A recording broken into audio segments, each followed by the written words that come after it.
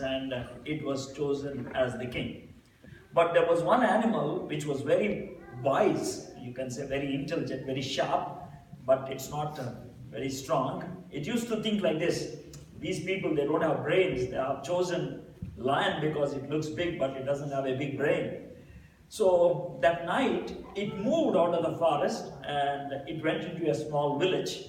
And as the fox was getting into a village, he got very thirsty, and he looked at a kind of a bowl like this, and there was water inside. So the fox wanted to drink water, and it slipped into the like a bucket-like thing, and it all became wet. It drank the water. The water was not that tasty, but it came off, and it started walking back into the forest. As the sun was coming up, the animals looked at this fox, and they started running away. Fox could not understand what happened. So as it moved deeper into the forest, there were animals which are really wild and things like that. They also got frightened and they started running away. Then this fox thought, what happened to it? Why all the animals are running away? It stopped and it looked at himself. It became blue in color. What actually happened was, in that water, there was some blue color mixed up. And that water got stuck to the body and it started running into the forest. It dried up and it became blue. So all the animals thought this is a new animal, and they started running away. And after some time, the king sent one servant and said, can you bring that animal to me? Lion got up and said, I don't know who you are, I don't know what's your name, but I'm the king of this forest. You came into a forest for the first time. I want to give you an opportunity. And the opportunity is, can you rule this forest for a couple of days? Then we will know you and we will see what we can do. Now, fox got two ideas. The idea number one is to say, sorry sir, I'm actually a fox. The color got mixed up and things like that. That's one thing. The second thing was this: well, here I got the opportunity. Let me become the king of the forest. So finally, fox decided to become the king of the forest, and it was the king. 3 days gone, on the third day, the new king, wanted to give a kind of instruction to all the animals. All the animals were there. This fox was on a rock, and it was trying to give instructions, and it started drizzling. And as it started drizzling, the colors started going off. All the animals realized that this is a fox, and they were really angry, ferocious, and they wanted to pounce upon this fellow and do something. At that time, fox was trying to give instructions like a king and said, please keep quiet, sit down. But none of the animals were responding. Then the fox looked at himself and realized the color is getting faded away, and the real self is coming out. Well, this is the story I read when I was probably in second grade, but I still remember this, and I try to look at that in the present world. What I'm trying to see in the present world is this: we try to look bubbly outside, we are looking great outside, we say that we have everything good outside, but inside we have a different kind of life. We go through a lot of struggles. And I want to bring to you an American story which is almost similar to this. And this story is about a man called Jimi Hendrix. In American Hollywood, there are some comedians who have great name, and one of them is Jimi Hendrix. Okay, you can Google his name and you can get about this man, Jimi Hendrix. Okay. And this man, Jimi Hendrix, is really a short guy, and he doesn't look that good, but he's a comedian, that's right. And one day, there was a doctor by name, Dr. John White. I'm giving the names because it really happened. John White is a psychiatrist. He got a patient come walking into his room, and the patient said, sir, I'm not able to smile. I'm not able to laugh at others. Then the doctor gave different options, and finally he said like this: I understand there is a show going on here, and in that show there is a guy who makes anybody laugh. why don't you go to that show? And the moment doctor suggested that, this fellow who is sitting across the table, he started keeping his hands like this and he was sobbing, he was weeping. Dr. John White looked at him and said, I'm only asking you to go to a show. Why are you weeping like that? He said, sir, I'm the same guy who makes everybody laugh. I'm the same guy who makes everybody laugh. The doctor was not having an answer to that. What he was trying to say is this: I know how to make anybody happy, but I don't know how to make myself happy. Well, I gave you a story and I gave you an incident from US, but now let me bring to you something really serious. Okay? The latest entertainer of the world, the one who crossed the maximum gross income for a year after Tom Cruise is Shah Rukh Khan. Previously it was Tom Cruise all over the world, but now it's Shah Rukh Khan. Shah Rukh Khan has the maximum income as far as an entertainer is concerned. People say that he has following in over 100 countries. There's a following in 100 countries. And recently was invited to London and he was given the title, the Entertainer of the World. And you have a program in India, it's called Heart Talk, and the person who actually anchors that program is Karan Thapa. And he interviews various celebrities in this world, and he is interviewing Shah Rukh Khan. Whatever interview I'm telling about, you can have it on YouTube. It's a 30 minutes interview. But I'm trying to bring to you the last couple of minutes about that interview. Karan Thapar is sitting and right before him is this man Shah Rukh Khan. And he looks at Shah Rukh and says, Shah Rukh, I understand that before you came into the film world, you were a lonely person. This was his question.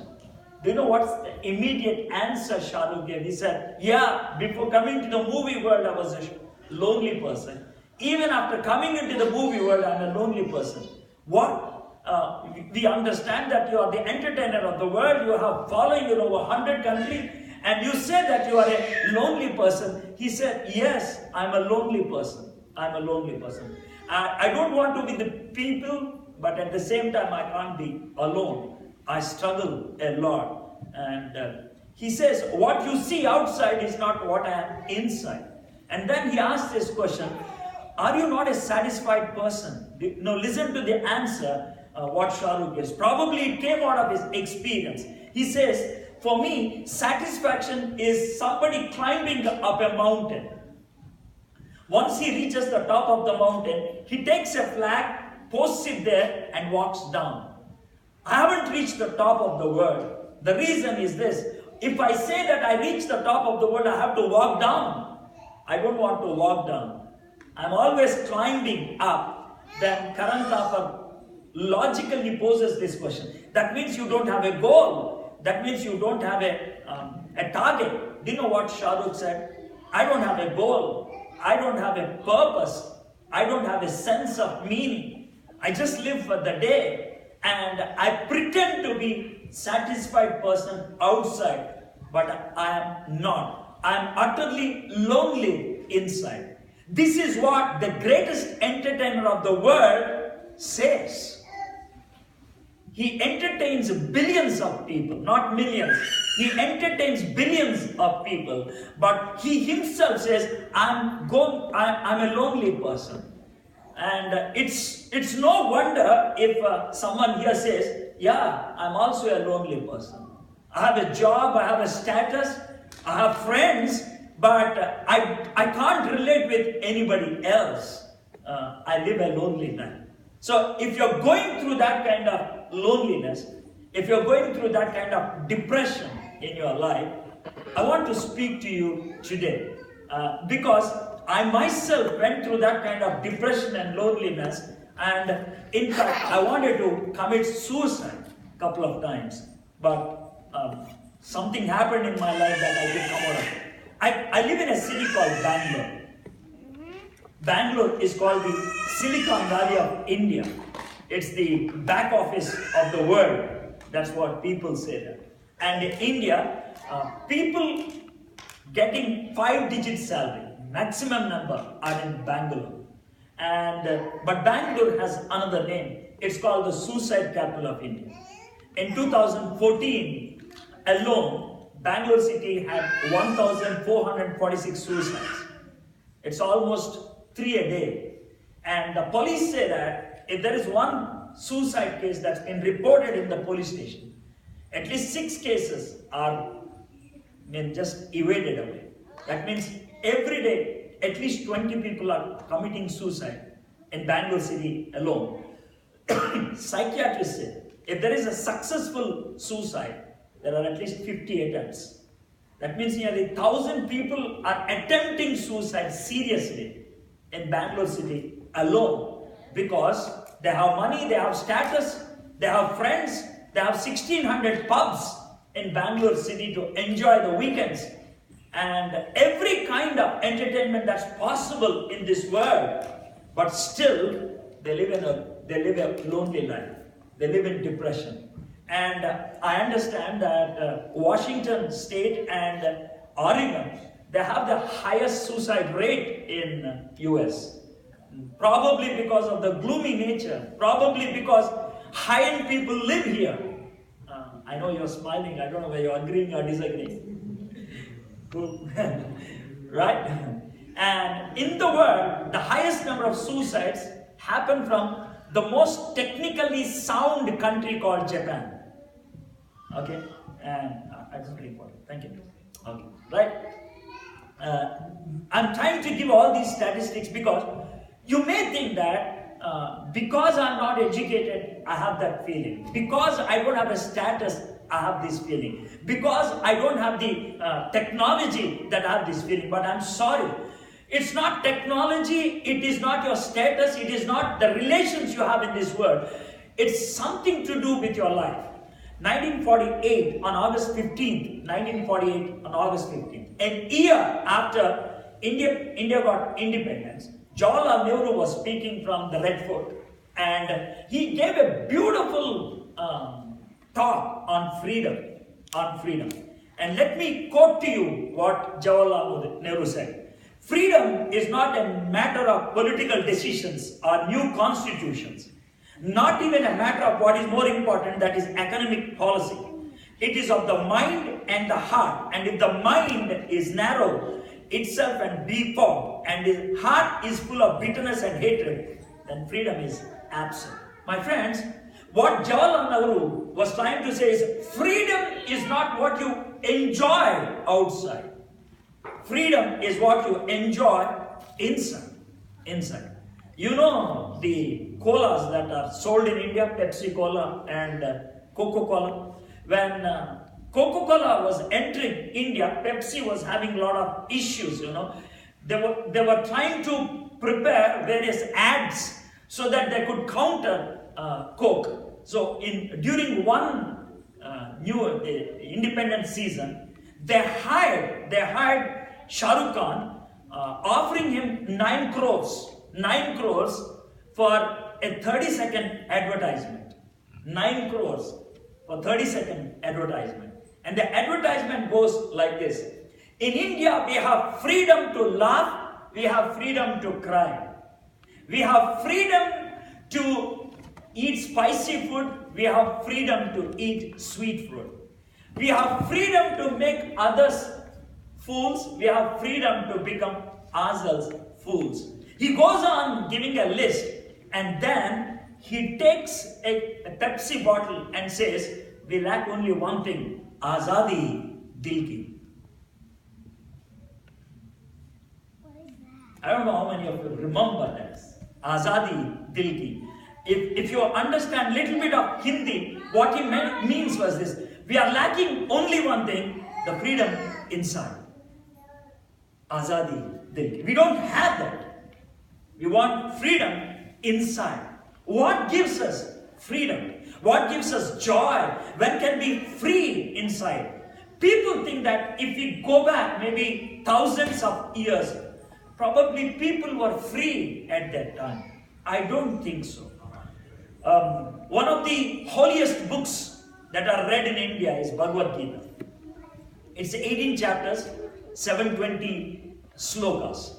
I had the privilege of studying it in ISKCON under a Sadguru, all these chapters. And it's a dialogue between two persons, Krishna and Arjuna.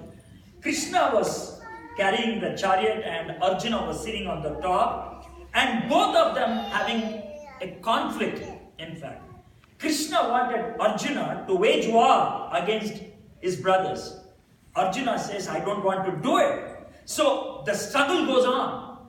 When they come to almost the end of the dialogue, because it's between two people, 16th chapter of Bhagavad Gita, 21st sloka. You can Google it and get this verse also. Arjuna looks at Krishna and asks a question. Nana chitta vibhranto moha jala samavruta prashakta kama bhogesha patanti narake asuchau. I have so many desires, so many vices I want to enjoy in this world. I can enjoy anything in this world. But once the enjoyment is over, I go into a kind of hellishness. Nana chitta vibhranto moha jala samavruta prashakta kama bhogesha patanti narake asucham. I get into a kind of hellishness. Who can bring me out of that hellishness? What he is trying to say is this: I am a warrior outside, I am a winner outside, I am free outside, but inside I am chained. Who can set me free? Who can redeem me? That's what he's asking. I know once you come to this level, most of you agree, yes, that's my life. Outside I look to be bubbly, but inside I am boring. Outside I look to be handsome, but inside I am horrible. Outside I look to be beautiful, but inside I am bitter. Outside I am free, but inside I am chained. Who can set me free? Yes. That's the human quest. But my friends, is this not what we are actually looking for in this world? To have a free heart, to have a free soul, to have a freedom that is up to ourselves. To say to ourselves, I am enjoying myself. Well, Pepsi Cola also brought an advertisement, "A dil mange more." You might have heard of it. Okay? And they show you a dil mange more and Pepsi. My only question is this: will Pepsi go into the dil? No. It will neither go into the physical dil or spiritual dil. If Pepsi go into physical dil, you will die. And Pepsi will never go into a spiritual dil. So, whatever drink you have in this world, you will still make the statement, "A dil mange more." But in the heart of hearts, you want to make a statement, "A dil na mange more." Let me have something that can say, I don't need anything else. I'm enjoying my life. So what can actually give you that kind of satisfaction in this world? That's the question you have. So my friends, probably if you look at Arjuna, or if you look at Jawaharlal Nehru, or if you look at Shah Rukh, all these people, when they made that statement, what they say is this: the choices we made, the life we lived, the history we have, it's always making us completely chained. Completely chained. So who can set us from the past? There was a movie by Arnold Schwarzenegger. Okay? Arnold Schwarzenegger from California. Okay? And Arnold Schwarzenegger's movie was called Eraser. And the tagline for the movie Eraser is, he can erase your past. When I looked at the movie title, I questioned, is it possible? Can somebody erase my past? Only madness can erase your past. If you go into a mental asylum, probably your past will be erased. A person whose mind is intact can never forget his past. And that too, if there are something that happened bad in your life, it remains there. Immanuel Kant, the German philosopher, and he's a great scientist, Immanuel Kant. One day he was sleeping outside, okay, and he was looking at the stars, He was going through a very depressive mood, At that time, he asked two questions. I cannot answer two questions in spite of being a great philosopher. He said, number one, why the stars don't fall down? They are hanging there. Number two, why my heart never keeps quiet. He was asking two questions. Number one is about cosmos. Number two, about conscience. Who can set me free? What can make me perfectly clean, erased of our past? I want to tell you a child story from my daughter and then quickly give a solution from the philosophy I have learned. When my daughter was 2 years old, well, this is the experience in India. Okay, we buy them a slate. Nowadays, the concept of slate is not there even in India. Okay, so I purchased a slate and I purchased a slate pencil and I wrote the alphabet A and gave it to her. And her name is Sharon. Sharon, I said, can you write on that so that you can learn how to write alphabet A? So she sat there and in a typical childlike voice, she was shouting, A, A. After a couple of minutes, she stopped saying that. I thought she was tired. And after a couple more minutes, I looked at her, she was weeping. I said, Sharon, what happened? She is really frightened. And what she did was this. She was having a slate. She was trying to hug the slate, hold the slate tight. I walked up to her and pulled the slate. She was now crying out. I looked at the slate. I laughed at it. The reason is this. She wanted to write the alphabet A, but she messed up. The whole slate is nothing but rubbish. The alphabet A is gone. She lost control and she messed up the whole slate. And she was crying. Probably she thought, my dad gave some kind of symbol. I lost it. What should I do? Do you know what I did? I wiped her tears and my hand became wet. I used that wetness to clean the slate. She is even more worried. Now what happens? Then I took the slate pencil and I wrote the alphabet A again. And then she looked at it. I still remember her face. She used to have a round eyes. Her eyes lit up. She looked at me, smiled, and she was having a white gown. She picked up a gown, wiped her face, and she started smiling and writing the alphabet A. I was just thinking like this. When we mess up our life, don't we think like that? Can somebody erase my past and give me a new future? Can somebody wipe off all my guilty past and give me something new? Ashatoma Sadgamaya, Tamasoma Jyotirgamaya, Mrityorma Amritangamaya, Om Shanti, Shanti, Shanti. My past is illusion. My present is darkness. My future is death. My past is all an illusion, all dirty things. The reason is this. When I sit and think about my past, I don't remember good things. I remember only bad. I don't remember people's appreciation. I remember people's criticism. When I look back, I don't remember the high grades I got, but the low grades I got. That's the past. And my present, it's all darkness. Gloomy, I don't know, that's depression. If I look forward, I have no hope. Who can give me shanti? Who can give me peace? That's our question. My friends, honestly speaking, this prayer was to God, not to any other human being. The reason is this. This peace can be given only by God. Nobody else. Let me give you this connection and go into the Bible.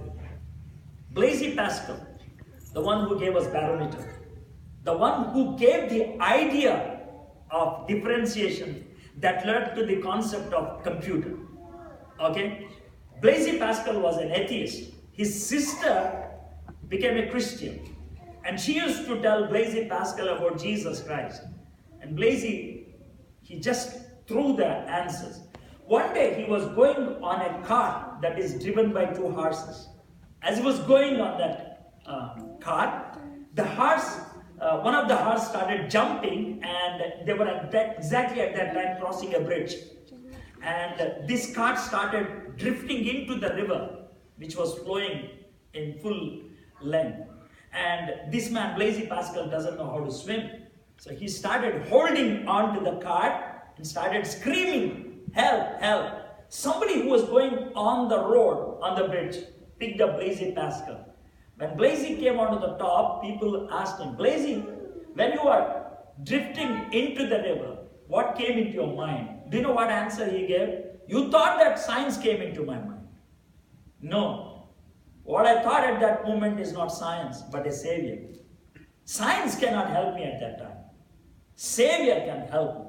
And then he made a beautiful statement, my friend. He said, oh God, when you made us with a God-shaped hole, vacuum in us. God-shaped. Only when God comes and sits in there, I'll be complete. I'll be full. Man, a human being with that hollowness, with that emptiness, with that vacuum, is not complete. He may be having Raymond suit and says, "I'm a complete man."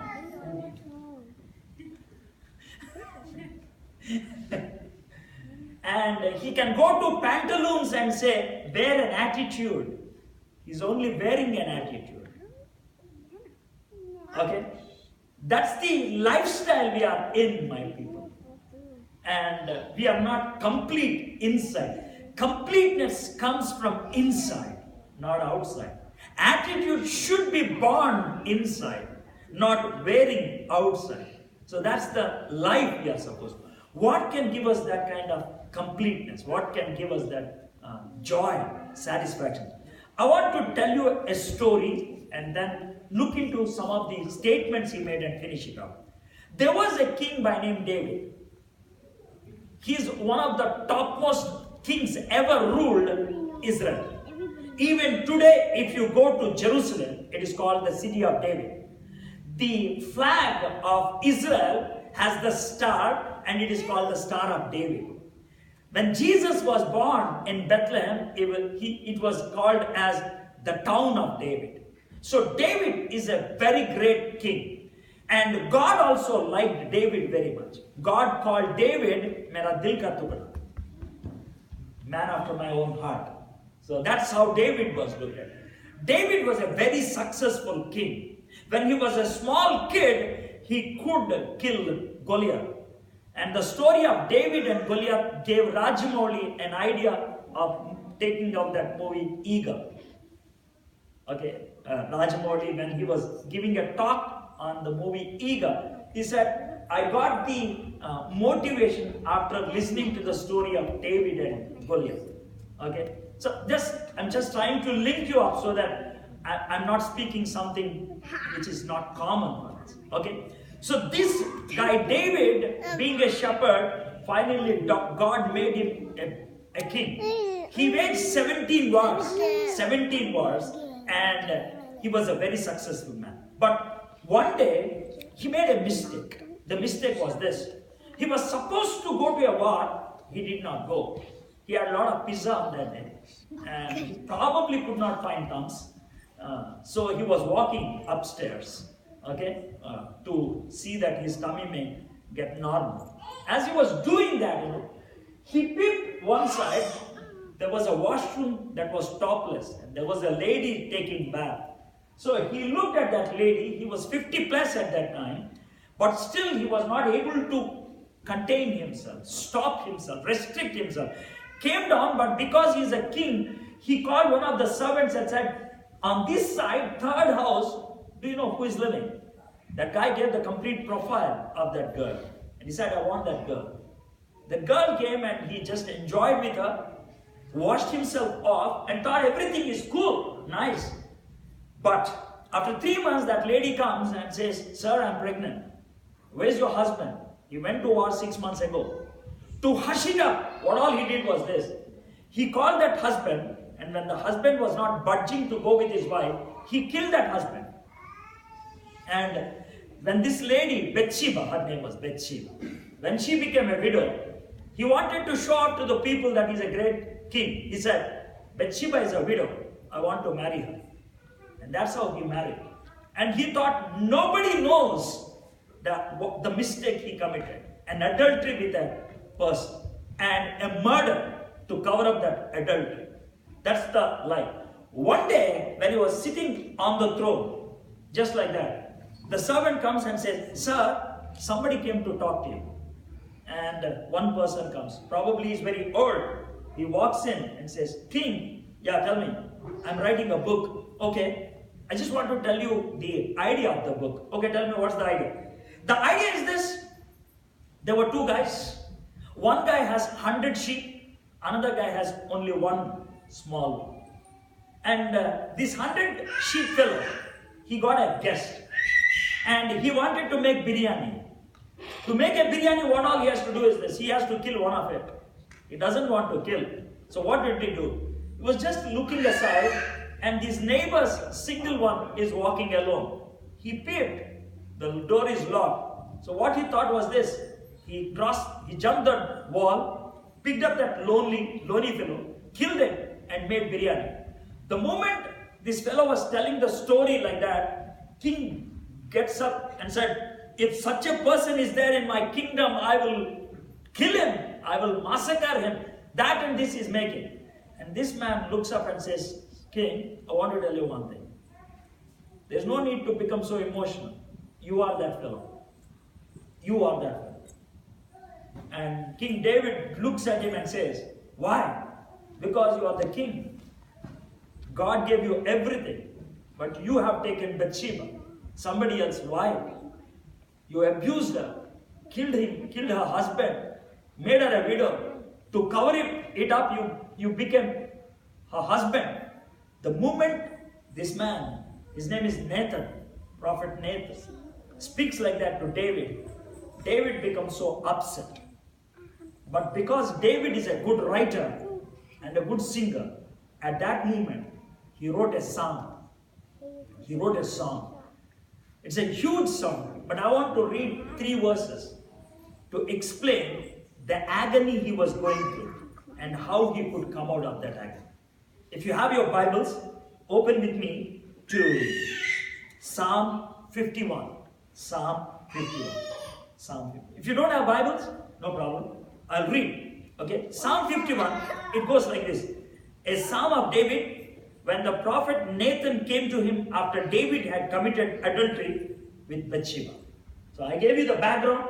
I gave you the whole context. Now here, when he was encountered by this man Nathan, David makes a statement. And I want to read that statement. "Have mercy on me, O God, according to your unfailing love. According to your great compassion, blot out my transgression. Wash away all my iniquity and cleanse me from my sin." Now let's first understand the easier things and then go to the difficult ones. He uses 2 words, transgression and iniquity. They may look to be very big words, but they are very common. There are 2 ways you can make mistakes. There are 2 ways you can make mistakes. Mistake number 1 is this.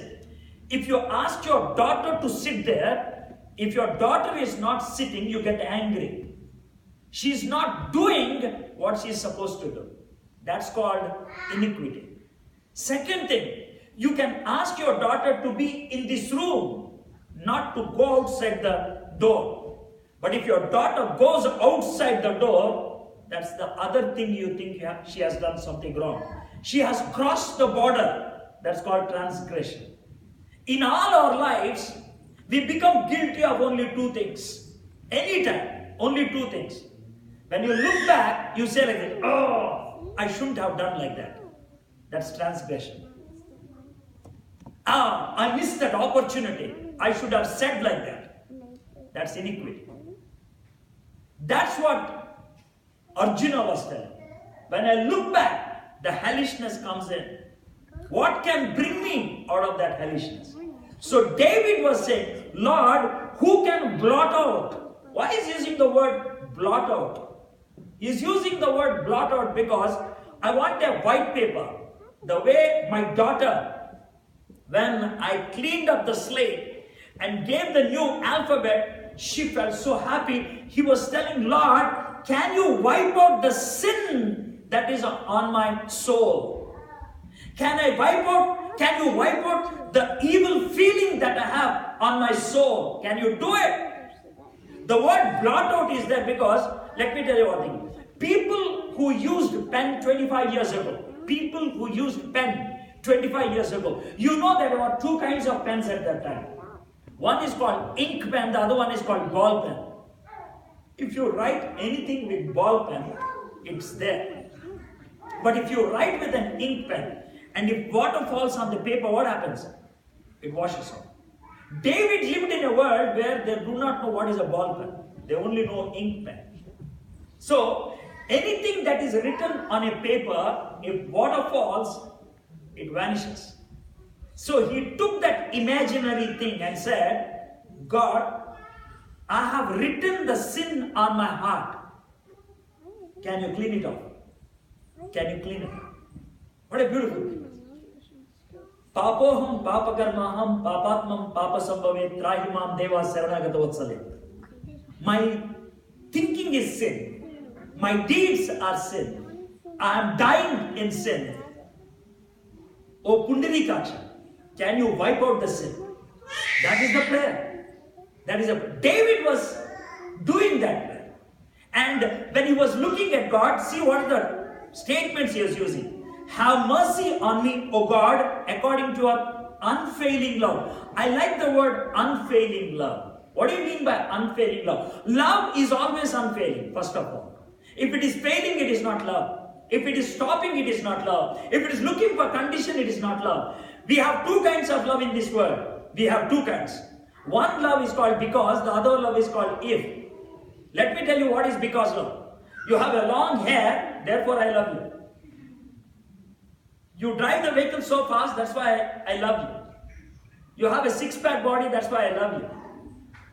You have a zero belly, that's why I love you. You look so lean, that's why I love you. You look so fair, therefore I love you. I know a guy by name Ramesh, he's a doctor in New York. He fell in love with his classmate and he wanted to marry her. His parents were not willing. So he was trying to take my help and her name is Lisa. He said, I want to marry her. So I just wanted to talk to them and know what's the reason. I asked Ramesh, why you want to marry Lisa? Do you know what he said? Anna, when I look at her, I think of Preeti Jinta. That's what. Why? Preeti Jinta, when she smiles, there is a dimple. So you look at her, if she smiles, there is a dimple. So whatever, to cut the long story short, finally I made up the thing and finally they got married. And after 4 months, she became pregnant. And after 3 months, she brought it up. And she lost their dimple. Last year, I'm going to New York next week, but last year when I went there, that was after 19 years I'm meeting them, Ramesh and Lisa. And when she was serving food, I looked at her and she was smiling at that time. I could not find dimple, but I still thought, let me ask her, Lisa, you remember that Ramesh married you because of dimple.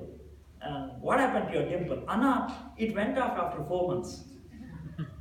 Now just imagine, man. You marry somebody for something and you want to live with that person for 50 years and what you want, it was there only for 4 months. Horrible, man. Horrible. That's because love. Anything that you look outside for which you are loving, I'm sorry, it is not love. It's not love. That's the world we are living in. The second one is if you obey me, I understand your love. If you give me what I ask, but what happens, once they agree, once they obey, the love is not existing. But when the Bible speaks about love, remember, God's love is not because love. God's love is not if love. God's love is unconditional. That means you are a dirty fellow, but I love you. You are a useless fellow, I love you. You are disobedient to me, I love you. You hate me, I love you. You want to kill me, I love you. That is the meaning of unfailing love. My friends, when somebody is depressed, when somebody is lonely, when somebody is lost, what helps is not love. What helps is not reason. What helps is not science. What helps is something beyond logic. That's love. So that's why he uses the word unfailing love. My friends, if you're going through that lonely patch of your life, and if you're looking for love, I want to tell you that love is found in Jesus Christ. Nowhere else. He died on the cross to show that unfailing love. And then what he uses, according to your great compassion. The word compassion means when you are blotting out my sin, you are not doing because I'm worthy. Because I'm worthy.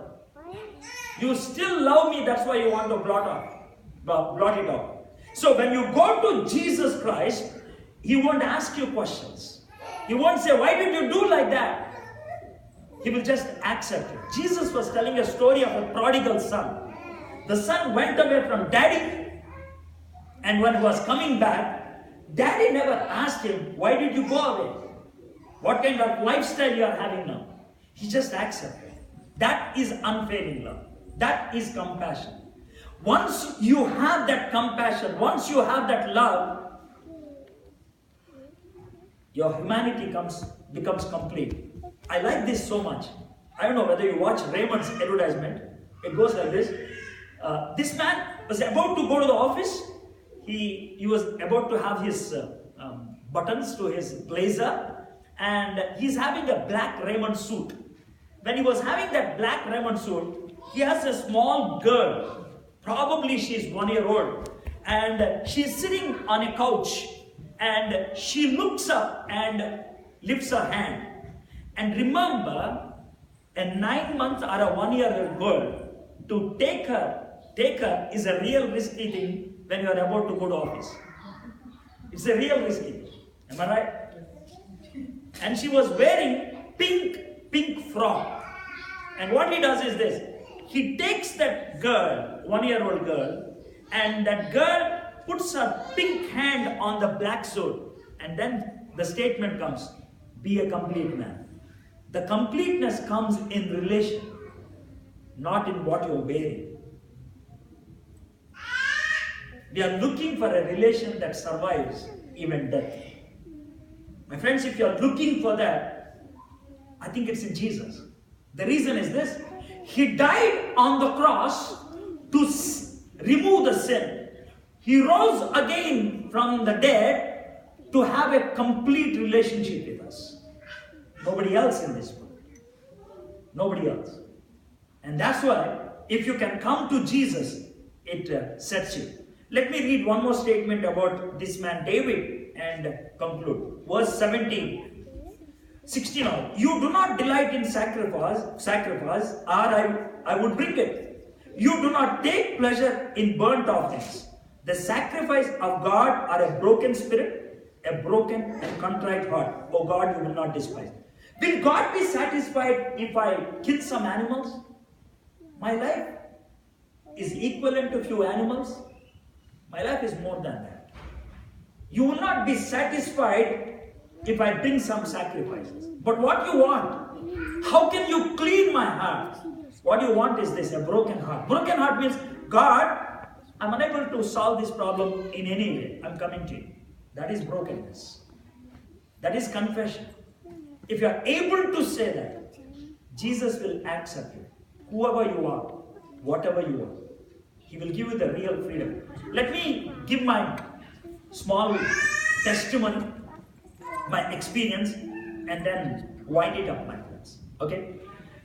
Till my intermediate, till my 10th, I was a very good guy. I was a topper in my district, in my 10th grade. Okay? In intermediate, I started drifting. I started drifting because of my friends, and I wanted to enjoy. I became a drug addict. Okay? I used to take pethidine, morphine, and hashish. And I needed money. So to get money, somebody gave me a suggestion, and I followed it. I used to do moonwalking at that time because Michael Jackson was so famous at that time. So at that time, in Andhra Pradesh government has given permission for 3 pubs in Andhra Pradesh. One is Divanchi in Panjagutta. Second one is Sridevi in Sanatnagar. Third one is Casino in Guntur. These are the 3. So in these 3 pubs, weekends they used to have cabaret. So in Casino there was a cabaret. And there was a girl, a 10th grade girl at that time. She looks awesomely beautiful. And she used to dance. And she needed a partner to dance with her. So they were asking, will you be able to dance? I'm not a great dancer, but you must be a bold dancer. What I mean by bold, if she asks you to strip yourself, you must be able to do it in public. But they will be giving huge money. I wanted money for my drugs, so I used to do that. That girl later became a film actress and she became a very powerful lady. Her husband died, but she still lives in Jubilee Hills. She later was called as a disco shanti. Okay, I used to dance with her. Okay, that's my life. And on November 3rd, 1984, for a couple of weeks I could not go to Casino because she was not coming. So I was not having money. And every week I need 3 pricks, or else I used to have convulsions. That evening at 8 o'clock, I was unable to bear my tummy ache. So I stood beside a railway track, waiting for the train to come so that I could jump. The train was hardly 7 or 8 seconds away. I was standing there closing my eyes. The moment the train is very close, I want to jump. But somebody pulled my shirt from behind. It was 8 o'clock in the night and it was dark and nobody was there. So I got a little bit frightened and turned around. It's my friend Suresh. And I still don't know why he came and how he could come at that time to that place, to a lonely place. And he said, why you want to die? He said, I'm having stomachache. He asked me a very funny question. Do you know where you will be if you die? Out of frustration, I said, I will go to hell. Then he looked at me in a very casual way and said, Ray, if you are on this earth, you may have stomachache once or twice in a week. But if you go to hell, you will have stomachache always. That really stuck me. Then I said, what should I do? He said, come to Jesus. If you can come to Jesus, He can solve your problem. I said, how can Jesus solve my problem? Please tell me, how can? If He's a loving person, He can easily save me. If He's a holy person, He cannot touch me. Now tell me, how can holiness and love club together?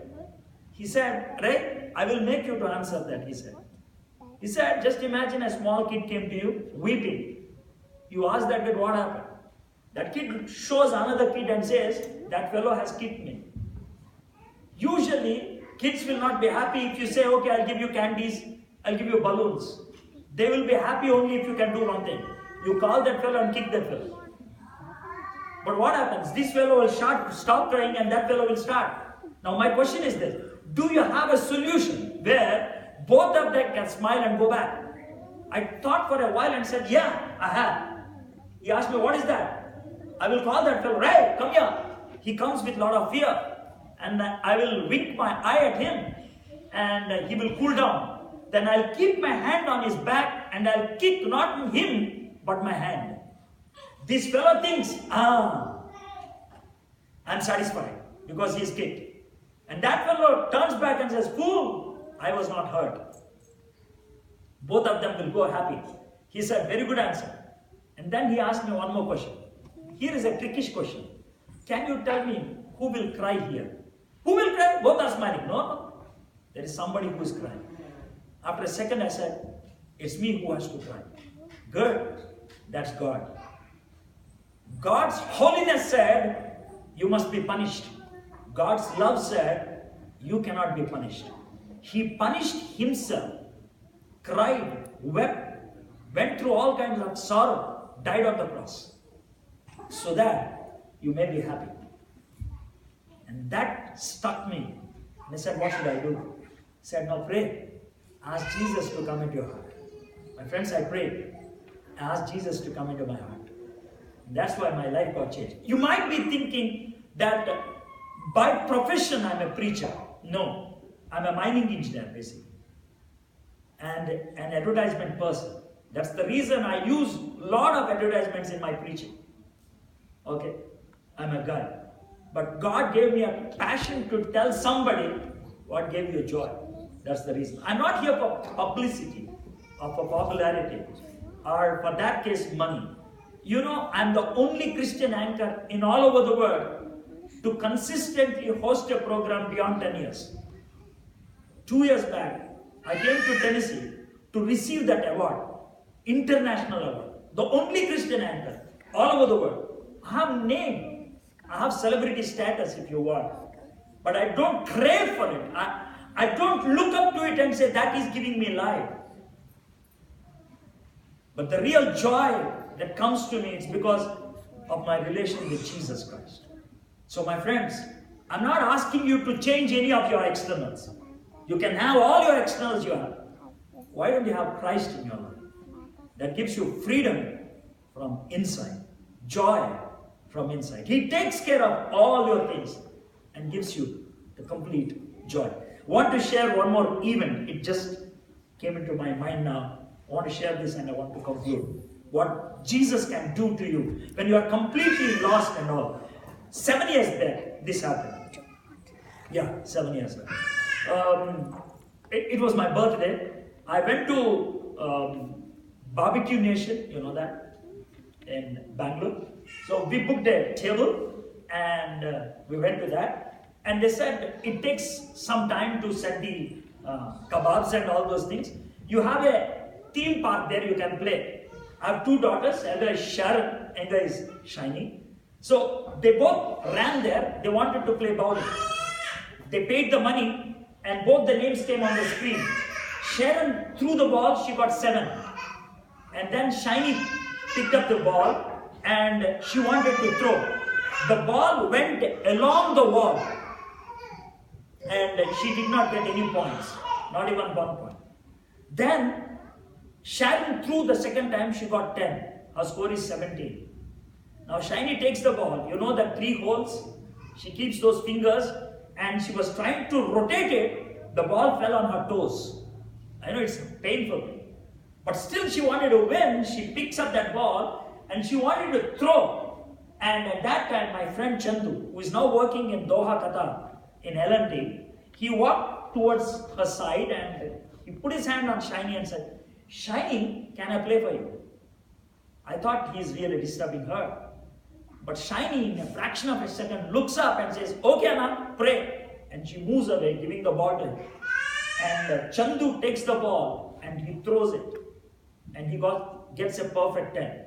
Computer doesn't know who threw the ball. It only knows how many sticks have fallen. And immediately, number 10 comes beside Shiny. Now look at Shiny. That really made me to understand what Jesus can do to us. Shiny looks at her score 10 and she closes her fist like this and says, "Yeah, I won the game." It's true, it's her game. She won it, but she did not play. Chandu played. In the same way, when we lost in our life completely, Jesus looks down and says, "I know you're lost, man. Can I play the game?" It's in your hands. If you allow Jesus to take hold of your life and play the game of your life, He will win it for you. And that gives you true joy, true freedom. May God help you to have that. Shall we all close our eyes for a minute? I don't want to make it more emotional or anything like that. But you heard a talk and you have heard about various people who spoke about the true freedom. And if you think that you don't have that kind of freedom, I told you that it's found in Jesus Christ. Because I myself found it. David found it. And if you think you want that, you can just say a small word of prayer and say, "Jesus, I just now heard that you can give us the true freedom. You can completely erase my past. Give me a new future.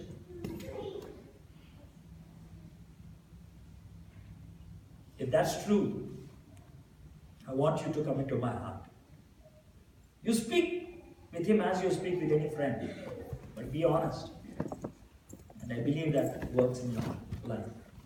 I just pray for you and close. Jesus, we thank you so much for this time you have given to us to understand what's true freedom and what can give us the ultimate joy. Thank you so much for everyone who heard this. May they think through and take a very positive decision. I commit each and every single individual who is here. In Jesus' name we pray. Amen. Thank you, friends.